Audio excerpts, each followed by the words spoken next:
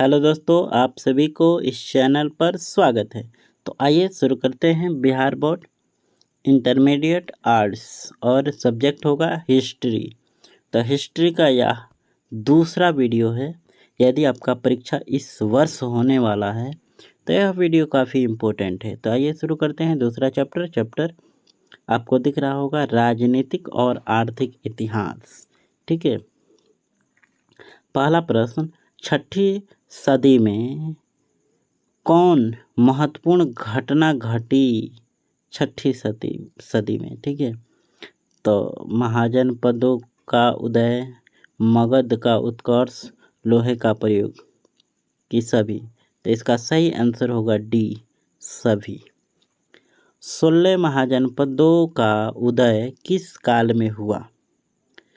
महाजनपदों का। ठीक है। तो इसका दूसरा का सही उत्तर हो जाएगा बुद्ध काल। ठीक है, बी। सही उत्तर क्या होगा? बी। चलिए आइए अगला स्लाइड में जो प्रश्न है इसको देखते हैं। प्रश्न कहता है 16 महाजनपदों में सबसे शक्तिशाली कौन था? तो इसका सही उत्तर होगा ए, तीसरा का ए, मगध सबसे शक्तिशाली था। ठीक है। चौथा प्रश्न कहता है चंपा कहाँ की राजधानी थी? तो चंपा कहाँ की राजधानी थी? ऑप्शन आपके सामने दिख रहा होगा। तो चौथा का सही उत्तर होगा डी, अंग। पांचवा नंबर, शिशुपाल कहाँ का राजा था? तो पांचवा का सही उत्तर होगा बी। क्या होगा? बी। छठा, जीवक कौन था? तो जीवक राजवैद्य था। ठीक है। कौन था? राजवैद्य। और किसके शासनकाल का था? अजातशत्रु के शासनकाल का। चलिए सातवां नंबर प्रश्न आपको दिख रहा होगा। सातवां नंबर, मौर्यकालीन इतिहास की जानकारी किस साक्ष्य से नहीं मिलती है? तो सातवां का सही उत्तर हो जाएगा सी, मुद्राएं। ठीक है। आठवां, बिंबिसार, सॉरी अजातशत्रु का नहीं, बिंबिसार उसका बाप था। बिंबिसार का ही इसी का जीवक राजवैद्य था। ठीक है, बिंबिसार का था। महाजनपद की स्थापना की थी? बिंबिसार ने किस महाजनपद की स्थापना की थी? तो आठवां का सही उत्तर होगा सी, मगध। ठीक है। आगे बढ़ते हैं, अगला प्रश्न को देखते हैं। अगला प्रश्न आपके स्क्रीन पर अब बढ़िया से दिख रहा होगा। 9 नंबर प्रश्न कहता है अशोक का संबंध किस वंश से है? तो अशोक का संबंध किस वंश से है? तो इसका सही उत्तर होगा 9 का सही उत्तर बी, मौर्य वंश। तो मौर्य वंश की स्थापना किसने किया था? तो चंद्रगुप्त मौर्य ने किया था। ठीक है। और उसी वंश का था।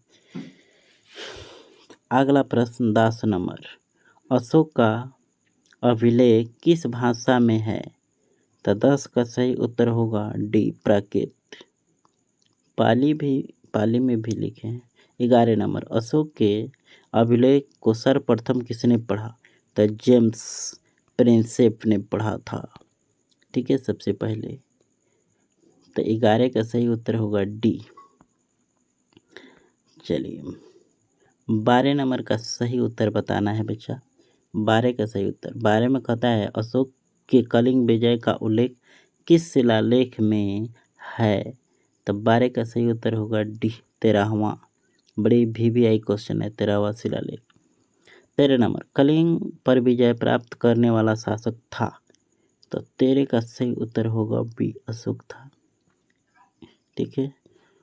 धम्म किस भाषा में लिखी गई थी? तो सही उत्तर क्या होगा? तो अशोक के द्वारा लिखाया गया था धम्म, तो इसलिए प्राकृत भाषा में होगा। 15 नंबर प्रश्न कहता है शिशुनाग वंश एवं नंद वंश का केंद्र था। मैंने वो कौन जगह था जो दोनों राज किया था लोग। तो बच्चा लोग सही सही उत्तर हो जाएगा, मगध पर ही दोनों राज किया है। ठीक है, आगे आइए अगला प्रश्न। अगला प्रश्न कहता है अर्थशास्त्र और इंडिका में किस वंश पर प्रकाश पड़ता है। मैंने यह किस वंश पर ज़्यादातर लिखा गया है। तो बच्चा लोग मौर्य वंश पर, चंद्रगुप्त मौर्य के दरबार में मेगास्थनीज आया था। ठीक है, जो इंडिका लिखा है।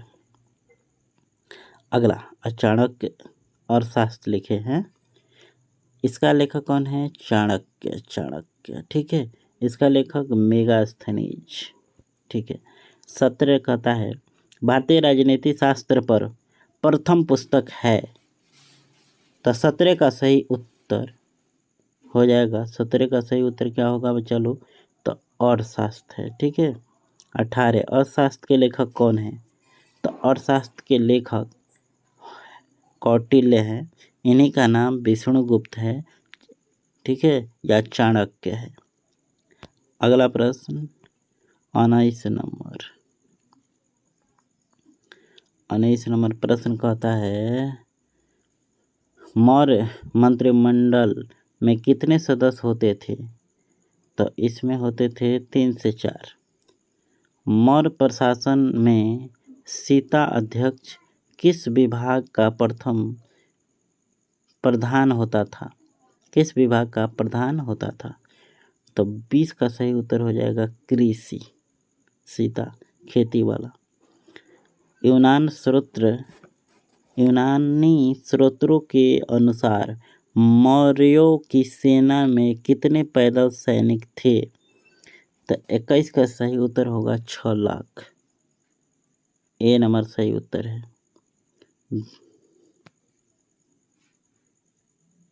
चलिए आगे बढ़ते हैं और 22 नंबर को देखते हैं।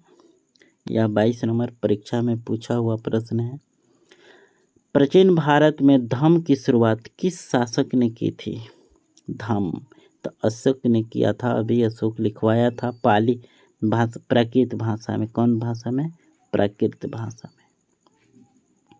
अगला कहता है मौर्य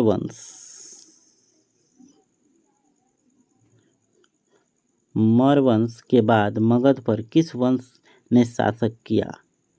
तो इसका सही उत्तर होगा शुंग वंश। 24 मेगास्थनीज किस देश का निवासी था? तो 24 का सही उत्तर होगा बच्चा लोग यूनान का था, यूनानी था। ठीक है, 25 में आइए 25 नंबर को देखते हैं। गुप्त वंश का पहला प्रभावशाली पुस्तक कौन था?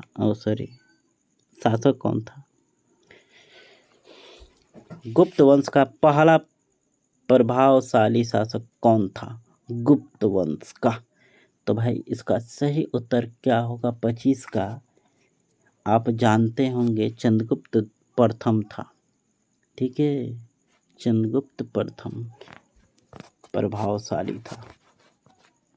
26 कहता है प्रयाग प्रस्ती में किस शासक की विजयों का वर्णन है? प्रयाग प्रस्ती में। ठीक है, समुद्रगुप्त के। भारत का नेपोलियन कहा जाता है समुद्रगुप्त को।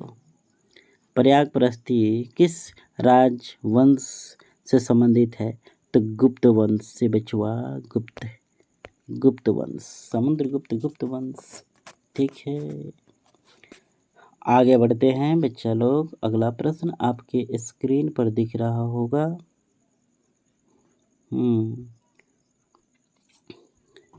28 नंबर प्रयाग प्रस्ती की रचना किसने की थी? प्रयाग प्रस्ती की रचना किसने की थी? हरिसेन ने। इसका सही उत्तर सी होगा। पटना के किस क्षेत्र से मौर्यकालीन भवन निर्माण की जानकारी मिलती है? तो इसका सही उत्तर होगा कुम्हरार बी सही उत्तर होगा।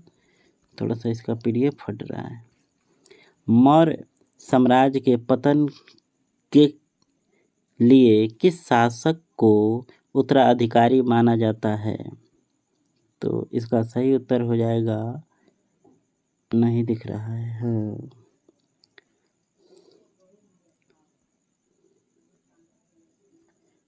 इसका सही उत्तर होगा बचवा अशोक। माता के नाम से पुत्रों के नामकरण की परंपरा किस वंश में प्रचलित थी? तो सही उत्तर हो जाएगा सातवाहन, डी नंबर आंसर होगा। अगला कहता है पश्चिम का मालिक की उपाधि किसको प्राप्त थी? तो 32 के सही आंसर होगा गौतमी पुत्र को। ठीक है, आगे बढ़ते हैं बच्चा लोग। गौतमी पुत्र के बाद 33 नंबर प्रश्न कहता है किस वंश के राजाओं ने अपने को देवपुत्र घोषित किया? ठीक है, कौन था? तो कुषाण वंश था। कनिष्क राजा कब बना था? कनिष्क राजा कब बना था? तो 78 में। बड़ी VVI प्रश्न है, आपके परीक्षा में इस साल गारंटी है जाएगा। ठीक है, कनिष्क ने किस धर्म का पालन किया था? तो बौद्ध धर्म को। अशोक, कनिष्क ये सब बौद्ध धर्म को पालन किया था, अपनाया था। ठीक है, अगला प्रश्न को देखते हैं। भारत में स्वर्ण सिक्कों का प्रचलन किसने किया था? किसने किया था? तो कुषाण शासकों ने किया था। भूमि अनुदान किसने आरंभ किया था? कौन शासक था जो भूमि अनुदान शुरू किया? सातवाहन ने। ए नंबर सही उत्तर होगा। किस शासक ने संस्कृत का विकास किया था? किस शासक ने संस्कृत का विकास किया था? तो रुद्र दामन।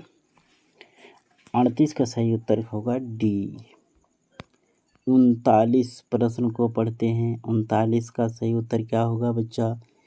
सामंती व्यवस्था किस काल में प्रारंभ हुआ? तो सामंती प्रारंभ हुआ गुप्त काल में। 40 को कहता है तक्षशिला किस लिए प्रसिद्ध है? शिक्षण केंद्र के लिए, प्रशासनिक, व्यापारिक, धार्मिक। तो शिक्षण के लिए ए सही उत्तर होगा। ठीक है, 40 के ए होगा। 41 कहता है नालंदा महाविहार का स्थापना किसने किया था? तो भाई इसका सही उत्तर होगा कुमारगुप्त प्रथम। ठीक है, चलिए आगे बढ़ते हैं और देखते हैं 42 नंबर प्रश्न क्या कहता है।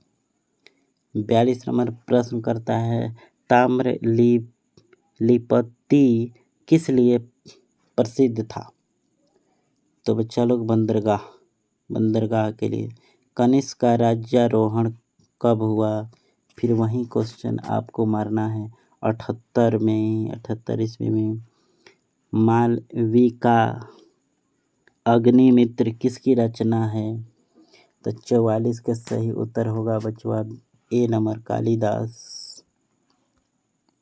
चलिए और इस स्लाइड का वीडियो देख लेते हैं। 2 प्रश्न। प्रयाग प्रस्ती स्तंभ अभिलेख किस लिपि में है?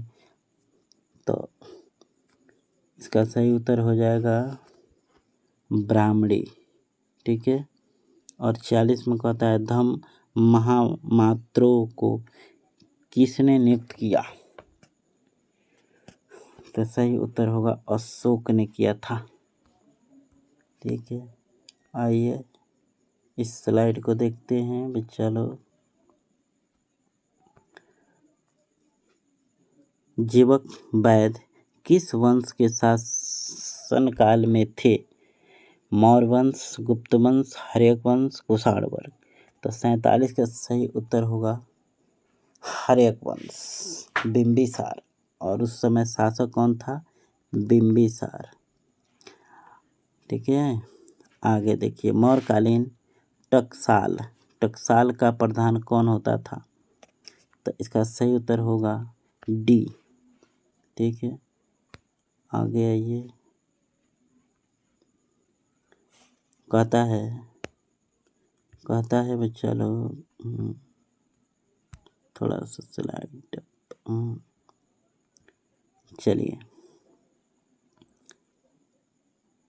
अर्थशास्त्र की रचना कब हुई थी? मैंने अर्थशास्त्र जो लिखे थे चाणक्य ने, तो कब लिखे थे? तो इसका सही उत्तर होगा 4वीं शताब्दी ईसा पूर्व में। ठीक है, 50 का सही उत्तर। अपने स्वयं के खर्चे से सुदर्शन झील की मरम्मत किसने कराई? तो इसका सही उत्तर होगा रुद्रदमन ने।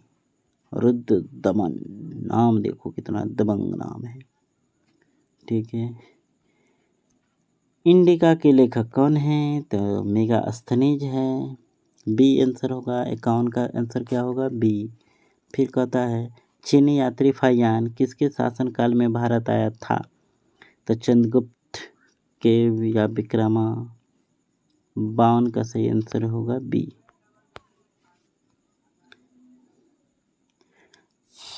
53 का सही उत्तर। अशोक द्वारा रचित बौद्ध धर्म कहाँ प्रचलित नहीं हुआ? तो 53 का सही आंसर होगा ब्रिटेन, इंग्लैंड में नहीं हुआ।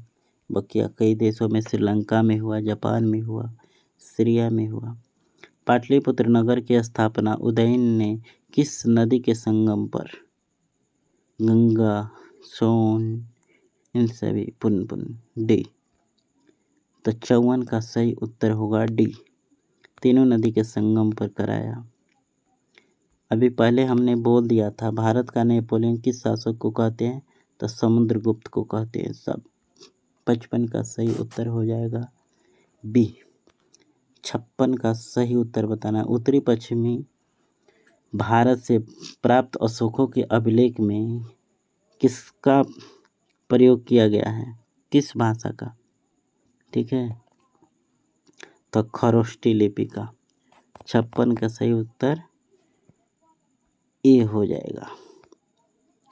लिपि का प्रयोग किया है।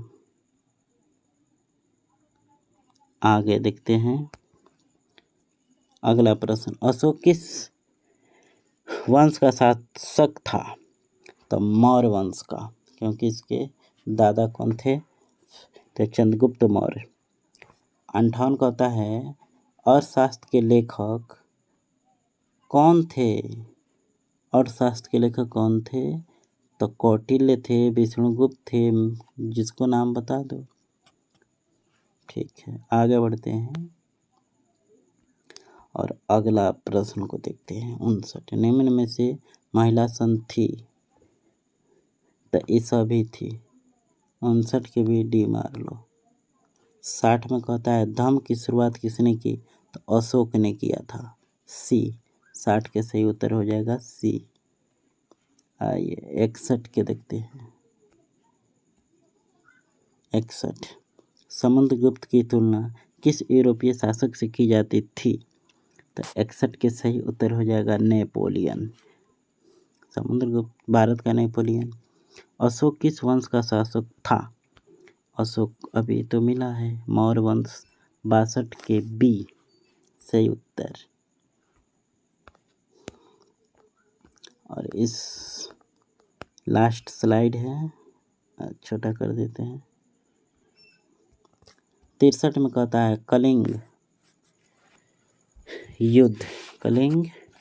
युद्ध का वर्णन किस अभिलेख में किया गया है? तो 13वां में किया गया है भाई। 13 का है, डी नंबर पर है। तो 63 के डी सही उत्तर होगा। 64 कहता है भारतीय इतिहास का कौन सा काल स्वर्ण काल कहलाता है? तो भाई गुप्त जो काल था, ठीक है, वही था। बी। इलाहाबाद प्राग प्रस्ती के लेखक कौन है? थोड़ा सा ऊपर कर लिया। इलाहाबाद प्राग प्रस्ती के लेखक कौन है? तो इसका सही उत्तर होगा हरिसेन। अच्छा, कलिंग युद्ध की लड़ाई कब लड़ी गई थी? ठीक है, तो 261 ईसा पूर्व में। ए नंबर सही उत्तर होगा ए। मुद्रा राक्षस कालिदास। मुद्रा राक्षस विशाखा दत्त। 67 के सही उत्तर होगा बी। ठीक है, और आप जानते हैं वेदों की संख्या कितनी होती है? 4। ऋग्वेद, यजुर्वेद, अथर्ववेद और सामवेद। ठीक है आज के लिए इतना ही, फिर मिलते हैं अगले वीडियो में। धन्यवाद, नमस्कार।